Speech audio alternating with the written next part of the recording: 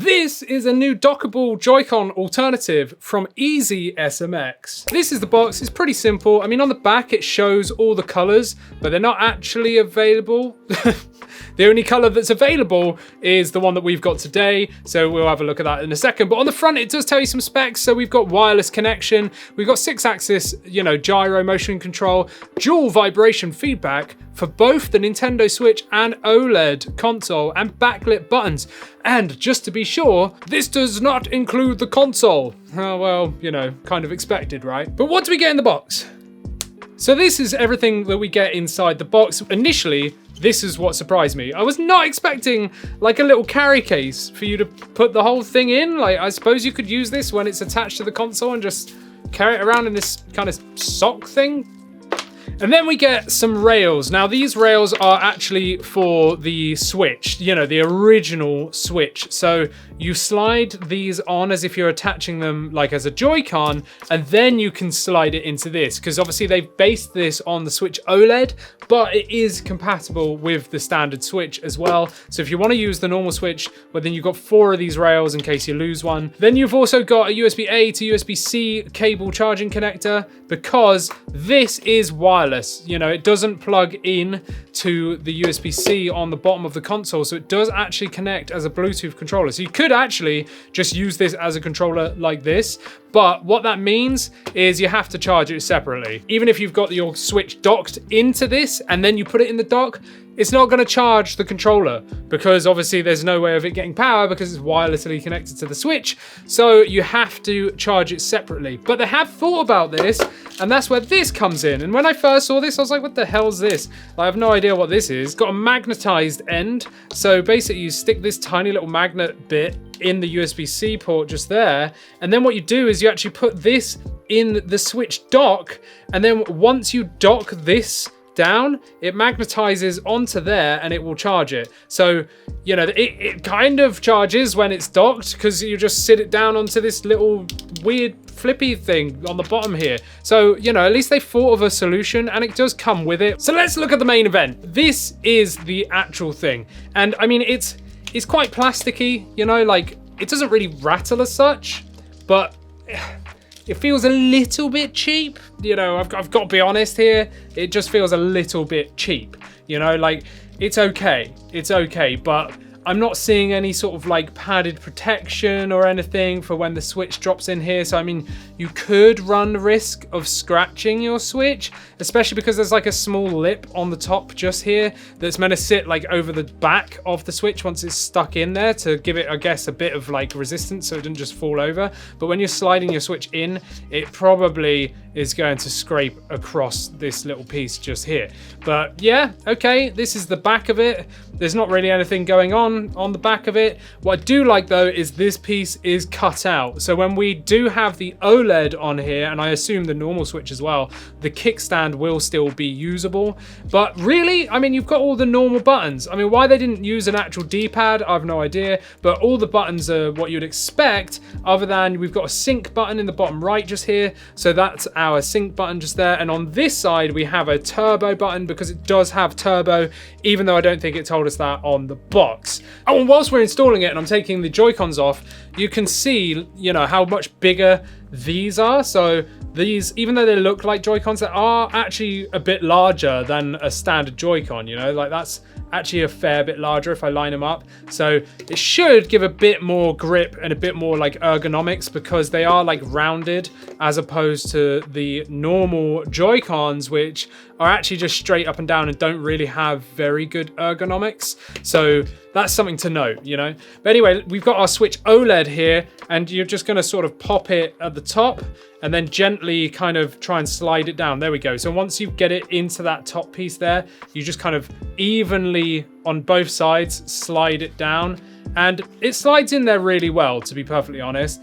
And yeah, it didn't sound like it was scratching or anything like that. Once it's in, it feels nicer, obviously, because the Switch gives it some weight. But like I was saying earlier, let's look at that kickstand. I do like that. So you can actually use it, as a kickstand.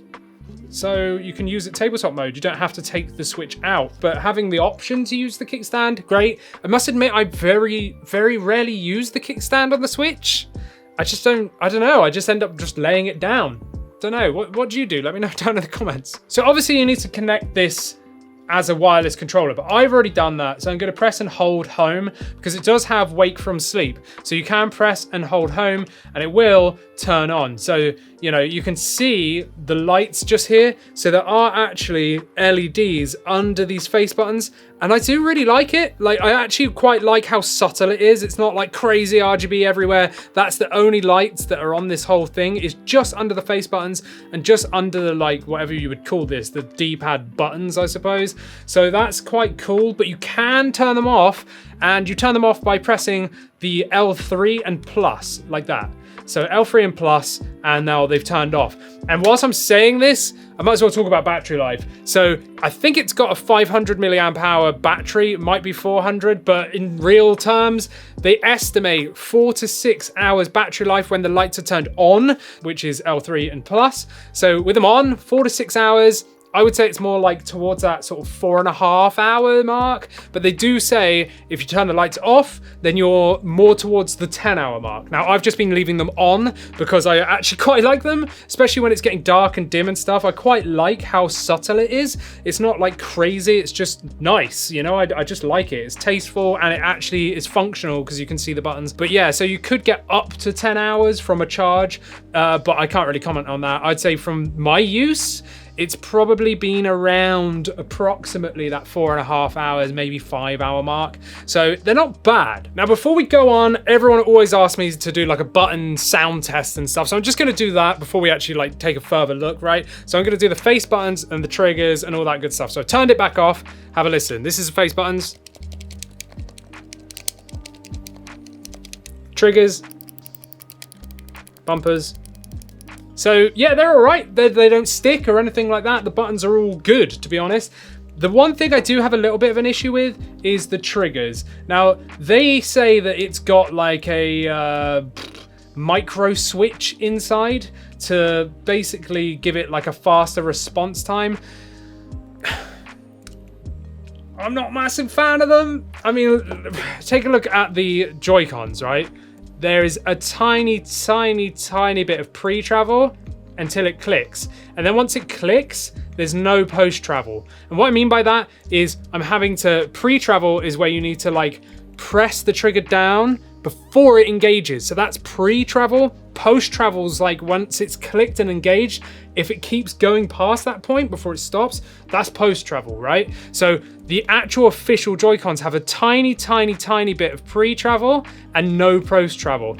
Now, on these are meant to have some micro switches that EasySMX are like bigging up as like a fast response thing, but there is like massive pre-travel, right? That's all the pre-travel just there. So I'm not actually engaging the trigger there.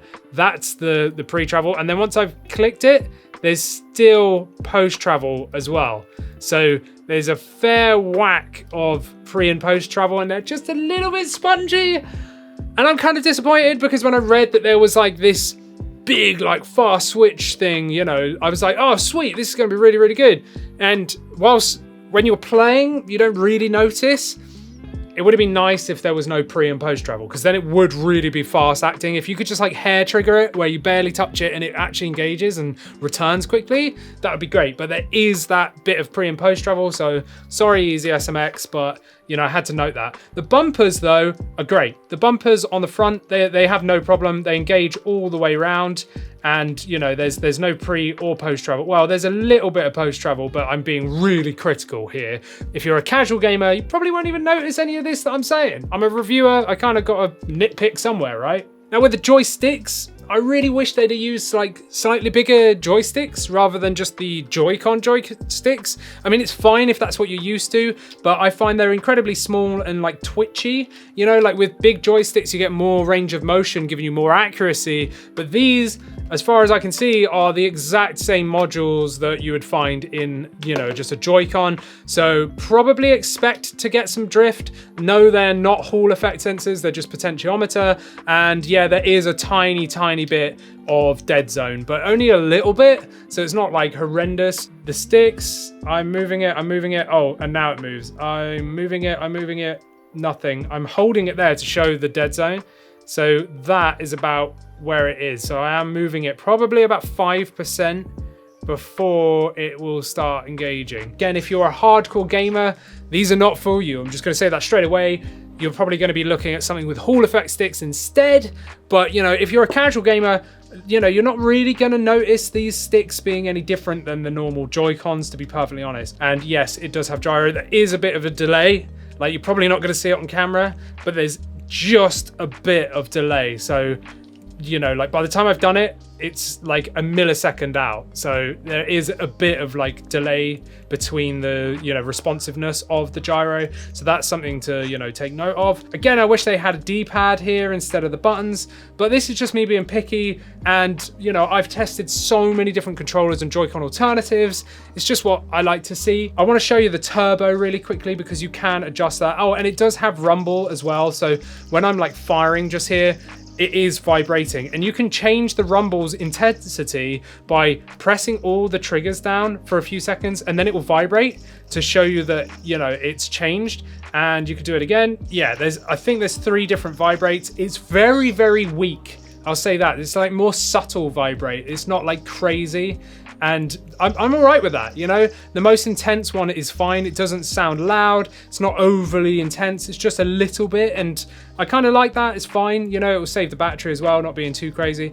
Now, turbo will let me basically press and hold the trigger button and it will shoot for me, right? So what you do is you press turbo and then the button you want to use turbo on. Now, the benefit of this being one massive controller, right, is that you can use turbo on any button, essentially. So I'm going to press turbo, do it on fire button, and now when I hold down the trigger, it's shooting for me. Now if I press turbo and that again, it's going to do it for me like without me having to do anything. So I can just leave this like this and it will just carry on for me. And if I press turbo and the trigger again, it's going to cancel it out. Now if I engage turbo again, you can see one light is flashing, because this on the side here is basically like showing you what settings you're using. So right now, number 2 is flashing. If I press turbo and right on the D-pad, 2 lights are now flashing, and that is now going faster. If I press turbo and down, or is it up? Yeah, up.